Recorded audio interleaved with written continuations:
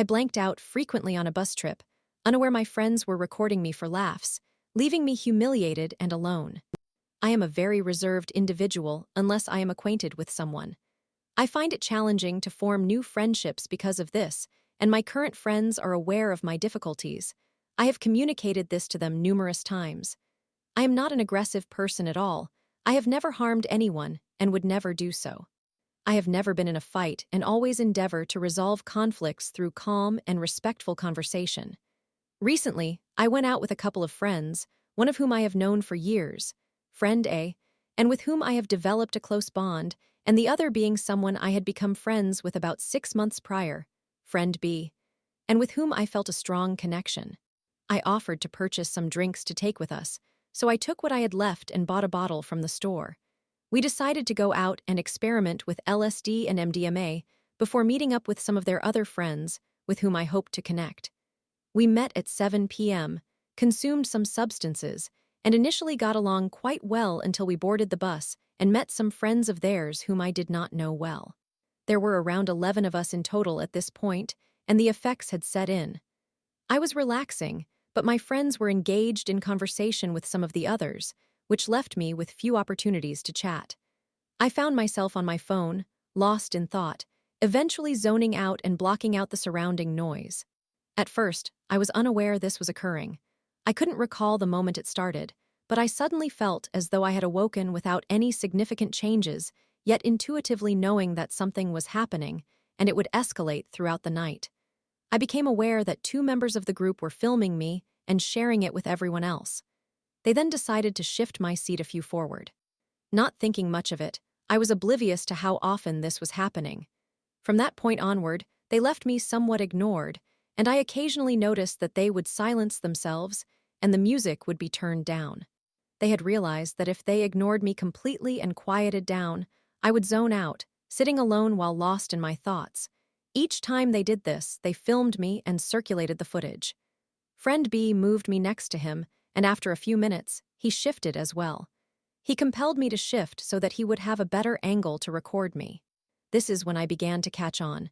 Whenever I snapped back to reality, I would see a member of the group behind me filming, and every time I regained focus, they would stop. This continued throughout the entire bus journey, and I felt helpless, as no one came to my aid. After disembarking from the bus, half of the group went into town for food while my friends and I waited at a bench, sipping drinks. During this time, I took friend B aside and asked if there was anything unusual happening with me, hoping it was all just in my mind. He reassured me that everyone was having a good time and mentioned he had felt a bit paranoid about being recorded but promised to make sure I was all right. I pretended to believe him. A few minutes later, I pulled friend aside, who echoed the same sentiments. When I inquired about any videos of me, he denied it, allowing me to relax and begin to enjoy myself again. As the night progressed, I once again became lost in my thoughts as I started to realize the gaps in my memory and that much of what people were saying seemed random. This concern re-emerged, so I approached friend for reassurance once more. He dismissed my worries, attributing them to stress and the effects of the LSD kicking in.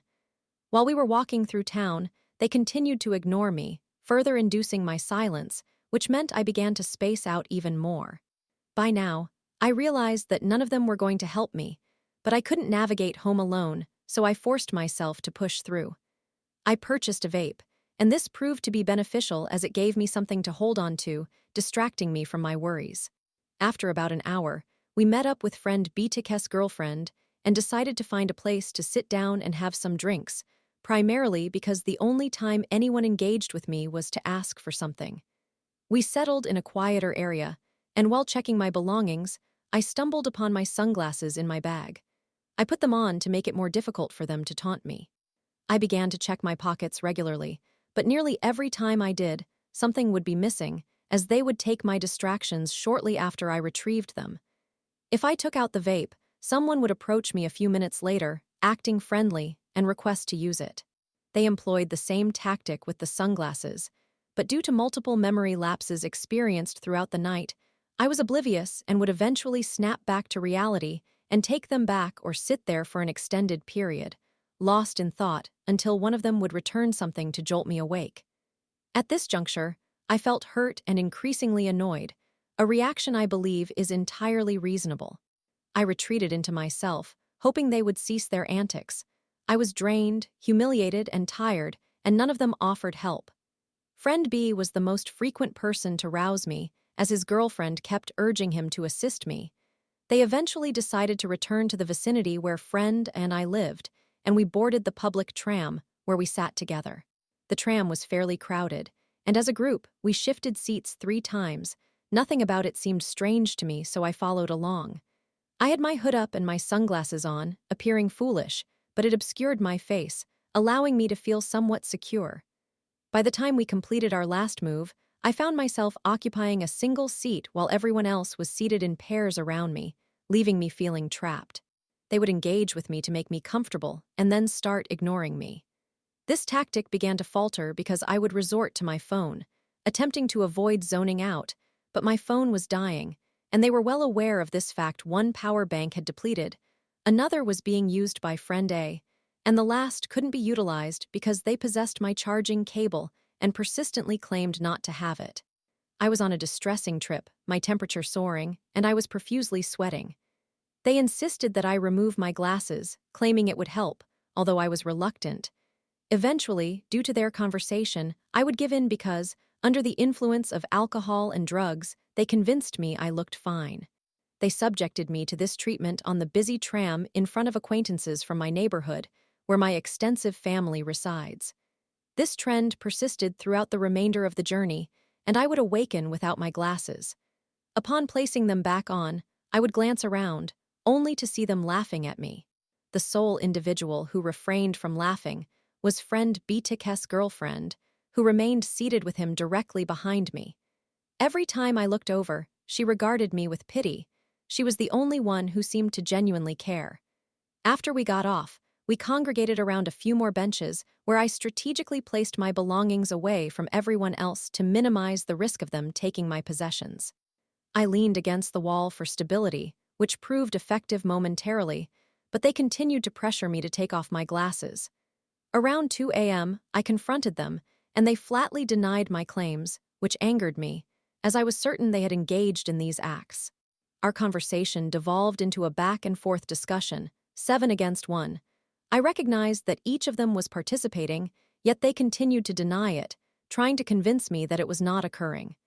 Friend B's girlfriend reached out to me, and I expressed how hurt I was and how confusing the entire experience felt. She talked with her boyfriend, and the 3 of us engaged in conversation. Friend B and his girlfriend departed, along with several others. While things appeared acceptable between Friend B and his girlfriend, I couldn't be certain. Consequently, I was left with Friend and 2 of his acquaintances, who proceeded to continue humiliating me for the rest of the evening. I am aware that these videos exist because I overheard them discussing it, and I caught sight of some footage on someone's phone as they showcased it to others while I was present, yet they insisted that it wasn't real. These recordings have circulated to a multitude of people I do not know. I endured an excruciating trip, and they deprived me of sensory engagement until I would zone out completely. I was unable to return home without assistance, and nobody was willing to help me. I was among people I thought I could trust, but the experience hurt deeply. From approximately 8 p.m. to 6 p.m. the following day, I was subjected to humiliation and forced to lose consciousness for their amusement. Unfortunately, I could not leave sooner as my phone had depleted, and I urgently required a charger for some comfort. I recognize that paranoia can be an adverse effect of these substances, and I undoubtedly experienced it during the night, admitting that at various points I was paranoid about other issues. Nevertheless, my concerns about blacking out were entirely valid, as it was happening throughout the night. I recollect that night as disjointed flashes of confusion, fear, and isolation, surrounded by laughter at my expense. Each time I sought assistance, I approached them calmly and pleaded for help, asking them not to do so intentionally, yet they persisted in their behavior. The night turned out to be dreadful. By the time noon arrived, I felt defeated, barely responsive when they attempted to provoke me, merely sitting there while they mocked me. I implored Friend to cease, to allow me some rest and help me, but he responded snappishly to my inquiries and aggressively dismissed everything I said. It was an awful experience, but I managed to endure it. Now, I am left unsure of how to proceed, constantly worried that my family may come across the videos. I think it is crucial to note that whenever they noticed someone else struggling, they either checked in on them or left them alone to regain their composure without mocking or filming.